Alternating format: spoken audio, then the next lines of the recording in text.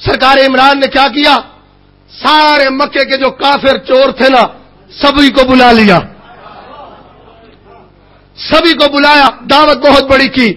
سرکار نے دعوت کھلانے کے بعد کہا دیکھو اگر تمہارا مال ختیجہ کے مال میں ملا دیا جائے اور مل کے تجارت کی جائے، جو پرافٹ ہو وہ آدھی آدھی کر لی جائے تو یہ کیسا رہے گا؟ کوئی بندہ 100 روپے کی چھاپڑی لگاتا ہو، ملٹی نیشنل کمپنی والا اسے کہے مل کے ساتھ کاروبار کر، تو وہ بندہ ایسے ہی چپ ہو جائے گا جیسے آپ ہو گئے۔ وہ 100 روپے کا کام کرتے تھے، سرکار عمران نے کہہ دیا کہ ملیکۃ العرب کے ساتھ کام کرنا ہے۔ آیا سبھی کو تجویز پسند آ گئی، جو چور تھے وہ مال کی حفاظت کر کے چلنے لگے، حفاظت کر کے چلنے لگے۔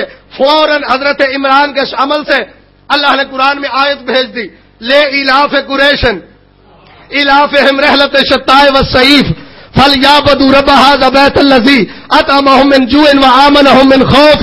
کہا ابو طالب کے عمل سے، ابو طالب کے عمل نے قریش کو گرمی سے بھی بچا لیا۔ اچھا سرکار میں لمبا نہ کروں، وقت اتنا نہیں ہے، ذاکر صاحب آگے ہوئے ہیں۔ بی بی نے رشتہ بھیج دیا، میں سارا مضمون چھوڑ دیا، رشتہ بھیج دیا، کہا کہ میں آپ سے شادی کرنا چاہتی ہوں، سرکار محمد مصطفیٰ سے میں شادی کرنا چاہتی ہوں۔ حضرت عمران ابو طالب کون؟ مولا کائنات کے والد۔ ان کے پاس آفر آئی، کہا محمد سے پوچھا جائے گا۔ محمد بادشاہ سے پوچھا تو محمد نے جواب نہیں دیا۔ محمد کہنے لگے کہ جو میرے شریف چچا کہیں گے۔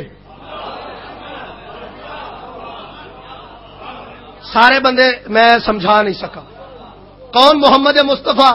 سورہ شورا گواہ ہے، وما ينطق عن الهوى ان هو الا وحی یوحی۔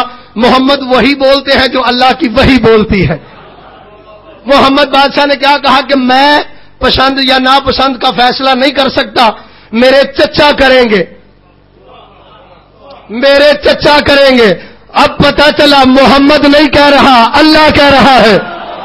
اوئے ہوئے اوئے ہوئے ہوئے ہے، محمد نہیں کہہ رہے، اللہ کہہ رہے ہیں۔ کہا کہ تیری مرضی کیا ہے؟ محمد پوچھ رہے ہیں کہ آپ کی مرضی کیا ہے؟ اچھا کچھ لوگوں نے سمجھا ہے کہ یہ کیسے ہو سکتا ہے جی، اللہ کیسے پوچھ سکتا ہے؟ محمد کی زبان سے ابو طالب سے پوچھا جا رہا ہے تو اللہ کیسے پوچھ سکتا ہے؟ بھائی اس میں پریشانی والی بات نہیں ہے، جا کے ڈاکٹر علامہ اقبال سے پوچھو، اس کی قبر پہ ٹکر مار کے کہو کہ کیوں اس نے کہا تھا کہ خدا خود بندے سے پوچھے۔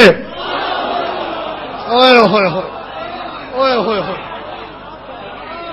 اوئے ہوئے ہوئے، خدا خود بندے سے پوچھے بتا تیری رضا کیا ہے؟ آئے ہائے، بتا تیری رضا کیا ہے؟ اس سے پہلے ایک جملہ عرض کر جاؤں، بی بی نے میسرہ کو بھیجا تھا، میسرہ کو ساتھ بھیجا سرکار محمد مصطفیٰ کے ساتھ۔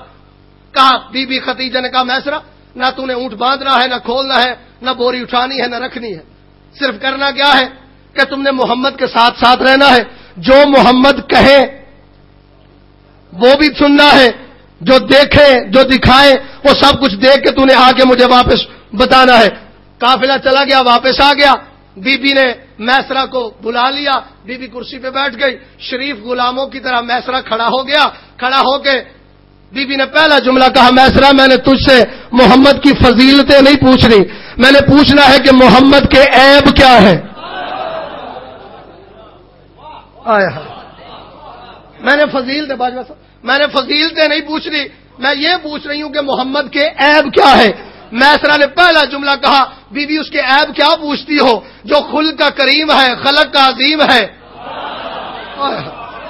خلق کا کریم ہے، خلق کا عظیم ہے، گفتار کا صدیق ہے۔ بی بی کہتی ہے میسرہ میں نے پوچھا ہے کہ عیب بتلا۔ کہا کہ بی بی کیا عیب بتلاؤ؟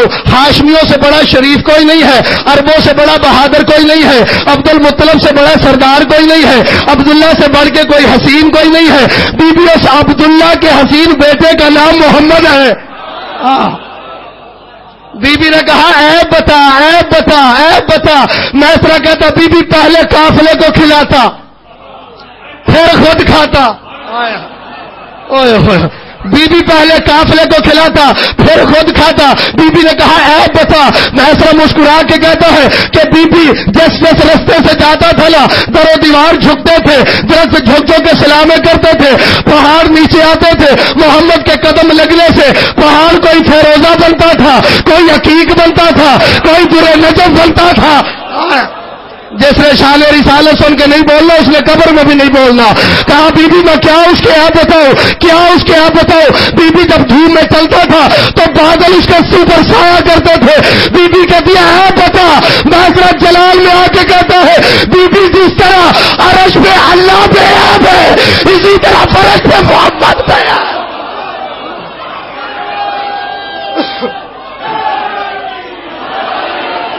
اسی طرح فرش پہ محمد بے عیب. اللہ اکبر یا رسول حیدری. محمد بادشاہ کا صحرا تیار ہو گیا. سرکار آخری جملہ سرکار عمران نے برات تیار کر دی. دلہے کی تیاری کیسی ہے؟ آخری جملہ توجہ رکھیے گا. پاک محمد مصطفیٰ دلہا بنانے والے تھے بننے والے تھے. سرکار عمران بنانے والے تھے. سارے بندے نہیں سمجھے, سمجھا کے چلو. صحرا کیسا ہے؟ یاسین کا صحرا ہے. ہائے ہائے ہائے ہائے یاسین کا صحرا ہے. تو آہا کی لڑیاں ہیں, مزمل کی مہدی ہے. ہائے ہائے ہائے قل اعوذ برب الفلق کی دھونی ہے. یمشؤون علی الارض کی نالین ہے. انما ولیکم اللہ کی انگوٹھی ہے. انما یرید اللہ کی چادر ہے. آئے ہائے آئے ہائے انما ولیکم اللہ کی انگوٹھی ہے. انما یرید اللہ کی چادر ہے دوش محمد مصطفیٰ پہ. والشمس والضحاہا کا کلہ محمد کے سر پہ رکھ کے حضرت عمران جلنے والوں کو جلا جلا کے بتلا رہے تھے کہ یاد رکھو عرب کے یتیم کی نہیں عرب کے سردار کی برات ہے. آئے ہائے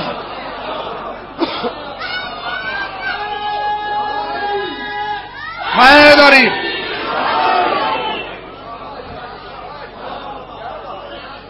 نو ٹکڑوں میں پڑی تھی حسین کی لاش. سارا سال محنت کی جاتی ہے. بھائیوں نے اراکین نے بڑی محنتیں کی ہیں. ہر بندے کا دل تھا کہ پوچھیں خمسہ کب ہے. آج اس کی آخری کڑی ہے. میرا دل ہے کہ دو جملے اس غریب کے حوالے سے عرض کروں. حافظ کفایت مرحوم کہتے ہیں کہ پاک محمد ایک کا منہ چومتے تھے دوسرے کا گلا چومتے تھے. ہائے ہائے سارے بندے نہیں سمجھے. ایک کا منہ چومتے تھے دوسرے کا گلا چومتے تھے. جس کو زہر ملنی تھی اس کا منہ چومتے تھے اور جس کے گلے پہ 13 ضربیں چلنی تھی اس کا گلا چومتے تھے. میرے اور آپ کے 5ویں امام انگوٹھی کو دیکھ کے روتے تھے. انگوٹھی کو امام باقر انگوٹھی کو دیکھ کے روتے تھے. پوچھا مولا آپ انگوٹھی کو دیکھ کے کیوں روتے ہیں؟ امام باقر کی چیخ نکل گئی.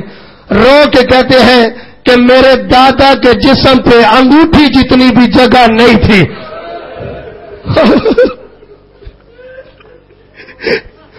جہاں زخم نہیں تھے تیروں پہ تیر تھے, تلواروں پہ تلواروں کے زخم تھے. اور علامہ کہتے ہیں کہ جب غریب کی لاش پڑی تھی تو لاش کو لوٹنے کی ضرورت کیا تھی؟ غریب کی لاش کو لوٹنے کی ضرورت کیا تھی؟ میرے دل میں بھی سینے میں گوشت ہے, کوئی پتھر نہیں ہے. ایک جملہ سنیے گا عزاداران مظلوم کربلا. رو کے علامہ نے جملہ تحریر فرمایا ہے. کہتے ہیں کہ جب 9 ٹکڑوں پہ لاش تھی نا کوئی حسین کی ابال اٹھ کے لے گیا.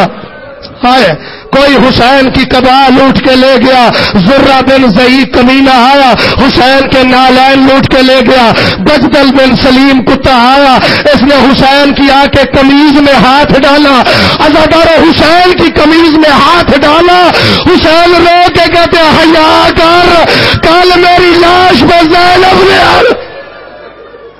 جزاک اللہ جزاک اللہ جزاک اللہ، حسین کہتے حیا کر، میری لاش اڑیا نہ کر، کل میری لاش میں میری بہنیں لے آنا، میرا میت پر حنا نہ کر۔ عزادارو سنتے بھی آؤ روتے بھی آؤ، لاش کو لوٹنا شروع کیا۔ ایک کتا آیا، اس نے آ کے حسین مولا کی انگوٹھی اتارنی چاہیے۔ جمال ملعون قبلہ ترابی صاحب کہہ رہے جمال ملعون اس نے آگے مولا کی انگوٹھی اتارنی چاہیے، لیکن علامہ لکھتے ہیں کہ انگلی میں ورم کی وجہ سے انگوٹھی نہیں اتر رہی تھی۔ اگر جملہ سمجھ میں آ گیا تو آگے پڑھنے کی ضرورت نہیں رہے گی۔ تیرے مذہب میں ماتم جائز ہے۔